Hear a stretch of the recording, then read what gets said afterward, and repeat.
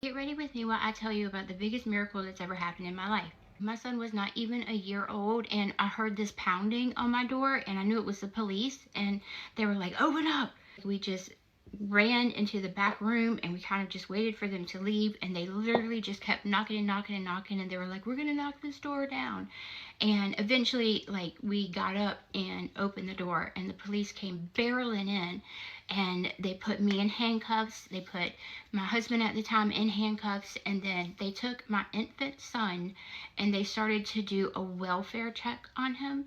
And that is where they take off every piece of his clothing and look all over his body for signs of abuse or neglect. Don't get me wrong, I was an unfit mother. I should not have been caring for my son. I was an IV heroin user, and I did cocaine, and I drank to intoxication, and eventually I had to abandon my rights as his mother. And like, even though I was not a good mom, I was also not a bad mom. Like, I loved my son so much. I would just stay up all night and just watch him sleep.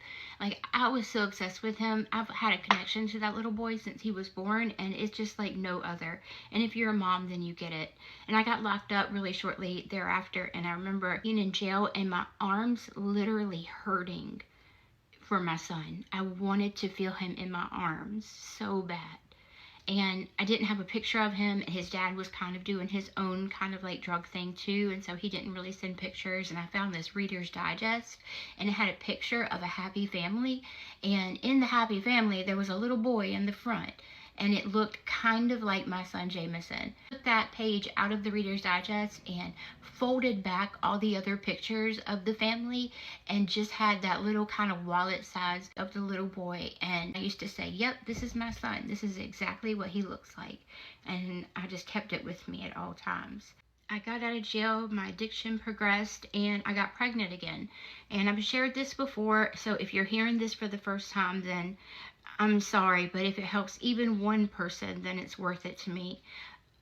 I got pregnant again, and I couldn't stop using drugs. I tried to stop. I went to a rehab. I went to treatment, detox.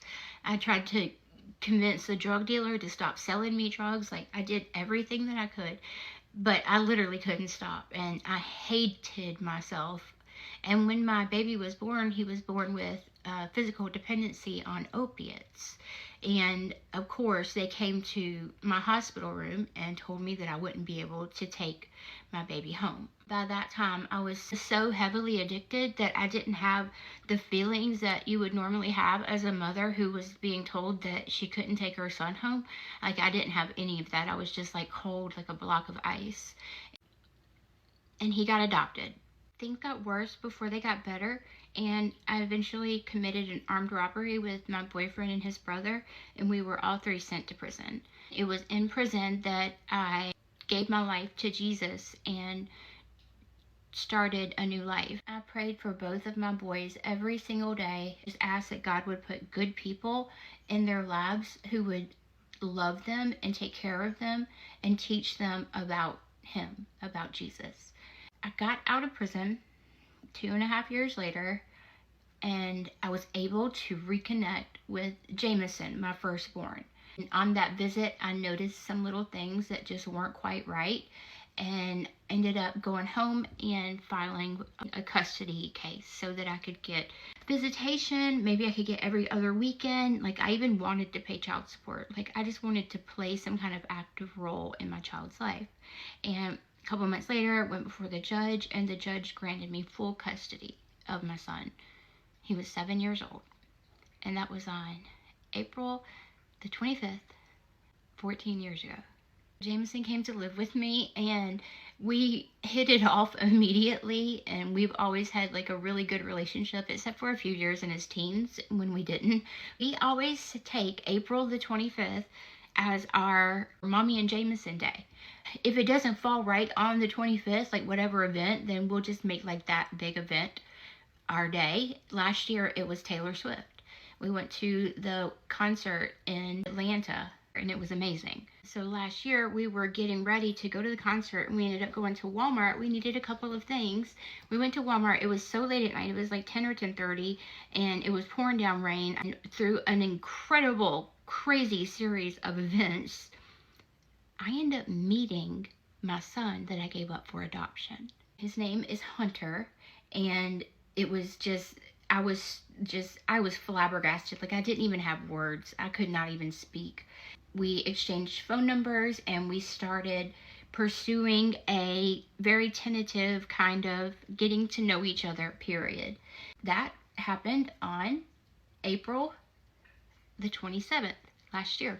Fast forward a couple months and I end up meeting up with Hunter and his girlfriend, and he basically just wants to know about his birth story and like his birth mom and kind of like the events that went down. He has a wonderful family who raised him so very well.